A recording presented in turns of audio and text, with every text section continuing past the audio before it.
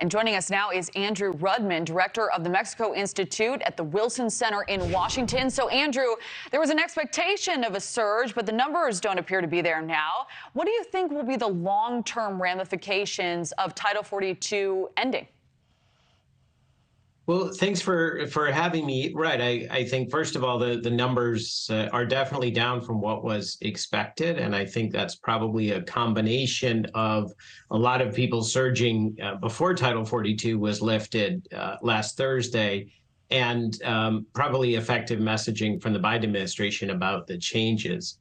I think long term, what you're going to see is you're going to continue to see people trying to come to the United States to make a better life for themselves. And I think it's why the need remains for a comprehensive reform of our policies so that people can come here legally, either temporarily or permanently, and so that we can ensure that those who shouldn't come in are in fact denied entry. How do you believe, Andrew, that the end of Title 42 will impact messaging from the cartels to migrants, in your estimation? Well, that's a big concern. I think, in fact, that was the assumption, that you would see a surge because the messaging would be out that Title 42 had been lifted, and that would imply that it would be easier to get in. I think, the cartels, the smugglers, are preying on people who desperately want to get here, and I'm sure they will continue to use misinformation and suggest that somehow the situation is different, that it's easier to get in. Hopefully, both the messaging from the administration and, more importantly, if they're able to establish the processing centers proposed in Colombia and Guatemala, it will give people an alternative so they won't have to make that journey and pay off the cartels to get here. And I know you know this. Last week, the Republican-led House passed a border security bill that would boost personnel, equipment, and wall construction. Democrats call it extreme. What do you think needs to be done to secure the border?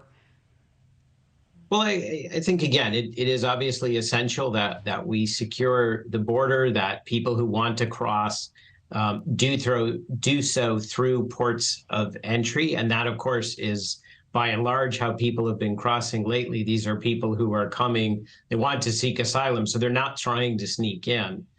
Border security is obviously really important. And at the same time, as I said, I think we need a system that allows people to come here, among other things, to address labor shortages that we have in this country, and those who have a legitimate fear of persecution at home, because, of course, the U.S. has always been a beacon for that sort of opportunity. And what do you think about the app that's being used that the Biden administration has touted? Has that been effective, or how can technology play a role here with immigration into the U.S.?